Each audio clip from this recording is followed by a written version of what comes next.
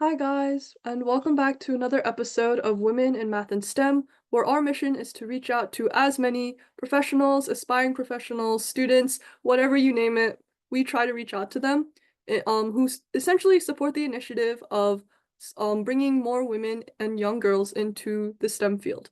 So, with that being said, as always, feel free to open up the description or transcript to better follow along, and I hope you enjoyed this episode.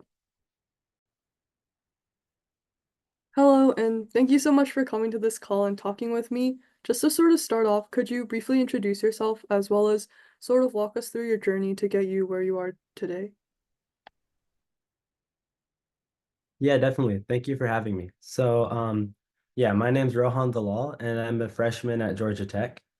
I'm studying math and a minor in CS. So, my journey basically started at a young age. I liked math probably at the beginning of elementary school, and I would have daily calls with my grandpa, and he'd teach me different math tricks, and that's what really got me interested in math.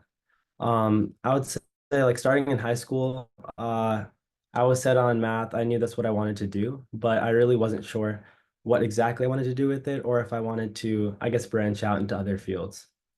I guess high school was sort of an exploratory journey for me. I tried out many different fields. In ninth grade, I started doing a lot of coding and I did programming contests and I really liked I guess the problem solving nature of it. It's the same thing that drew me to math. And that's what caused me to, I guess, shift into wanting to do research and exploring that avenue.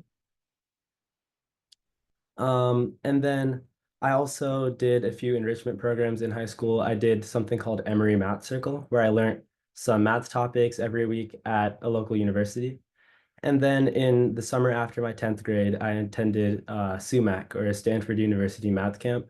And there I learned about number theory and abstract algebra from professors and lecturers there.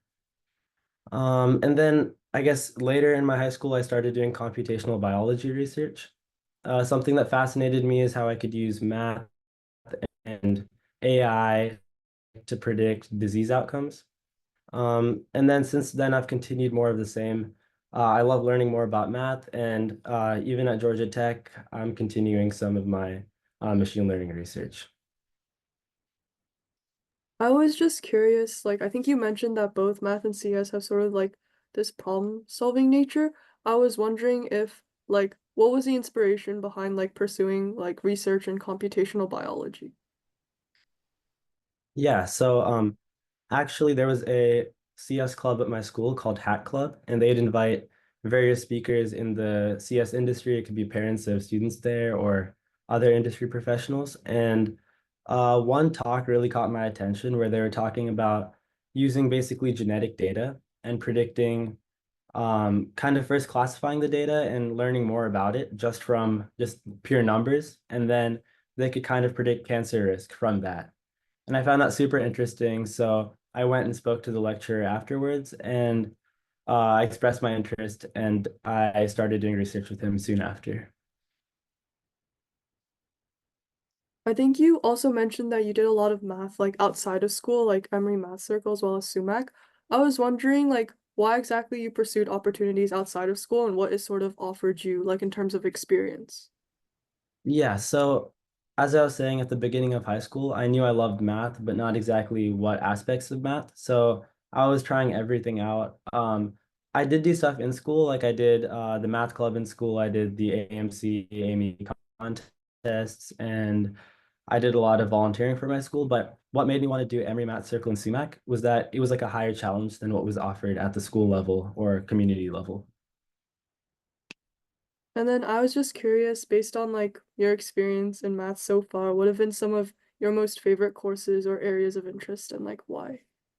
Yeah, initially I liked number theory and that's why I pursued SUMAC and Emory Math Circle. But now that I'm at GT, I've had the chance to pursue some really interesting classes. So actually this semester I'm taking a math class called computational neuroscience. So I learn about the math behind neurons and neurons firing and then developing networks of neurons and more leading into that machine learning aspect in CS.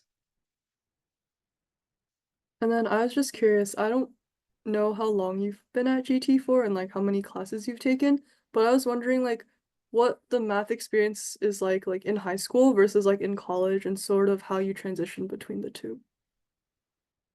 Yeah, so actually this is my first semester at GT, but while I was in high school, I did various research projects, and I did dual enrollment at Georgia Tech. So I kind of got an experience for the courses there. Um, I would say that there's not a huge transition because what they did during the dual enrollment is they kind of helped transition you. It was an easier class, I would say, than what's actually at Georgia Tech. But even while I'm here, the teachers are super supportive. There's office hours, and there's definitely all the resources you need to succeed. And I would say even more so than high school. Sounds good. I think you also mentioned that it's your first semester at GT. Like even so, like I was just wondering like what career plans you sort of have in terms of like mathematics and like CS. So I definitely want to combine the two. That's why I chose math as my primary major. So I've been looking into things like quant and finance, but I've also looked at software engineering. I think that people look at software engineering as pure CS, but there's a lot of math behind it, and there's a lot of problem solving that I really enjoy. So I've been considering both of those. I've also been considering going into research in computational biology. So I'm trying to continue that throughout college, just doing research and trying to see if I like that field. Sounds good. Just to sort of end off, I was wondering if you had any pieces of advice, suggestions, recommendations, honestly, anything for students who are interested in pursuing math, CS, or like computational biology. Yeah, so I would say my biggest piece of advice is try to explore as much as you can. Take every opportunity. So uh, there's no way to know if you'd like computational biology, for example, because it's so like niche. You won't get it in a class at your high school or anything like that. But basically, seek out opportunities. There are so many things out there, especially online, that are free. So if you look up, for example, like a certain topic on MIT course, OpenCourseWare, there's like hundreds of textbooks that and courses just listed for free. So what I would do over summers, and if I had some time during the school year, I would start courses on MIT OpenCourseWare and basically like run through that, because that gives you a really good depth of knowledge in a subject, and you can kind of figure out whether you like it or not. And it gives you enough of a background where if you really want to pursue it, you have the credentials to reach out to professor and really do some work in that field. Also, I would say that teaching is a great way to learn yourself. So throughout high school, I taught others and I started programming the programs to teach others. So it solidifies your background and kind of helps you figure out what to learn yourself, because then you can kind of teach it to others.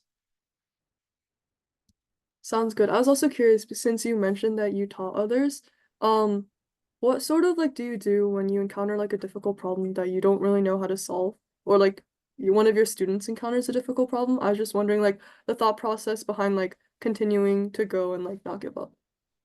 Yeah, so if it's a problem that I don't know how to solve, I think one of the biggest things I learned through sumac was um, just like working at it till you can't do anymore. So at sumac, basically we'd get like a problem set every day, and we'd have the full day to work on it. And I would probably spend like 10 hours each day just working on those math problems.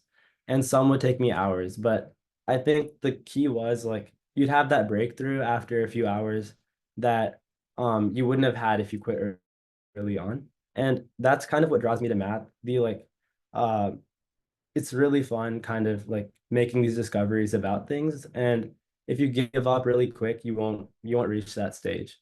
And so if I was struggling on a problem, I usually try to spend some more time on it, write it down, and I guess work through all the possibilities. I also sometimes sleep through it. So it takes a few days, but um if I'm trying to learn a topic though really fast and I want to grasp the whole field, what I will do is I'll set a reasonable amount of time, maybe half an hour for a problem. And if I'm not able to do it, I look at a solution and then I try similar problems. So I don't just like look at the answer and then move on. I kind of try to solve it myself afterwards and then learn about similar topics. And if my student, for example, is struggling, what I do is I kind of like to build it up, especially for core math, not really like something that's super big into problem solving. Um, I would try to go back to the basics and lead them through those problems, then work them up to the harder problem that they're struggling with. Okay, sounds good. Thank you so much for talking to me and sharing your experiences. It was absolutely amazing. Thank you. Yeah, thank you again for having me.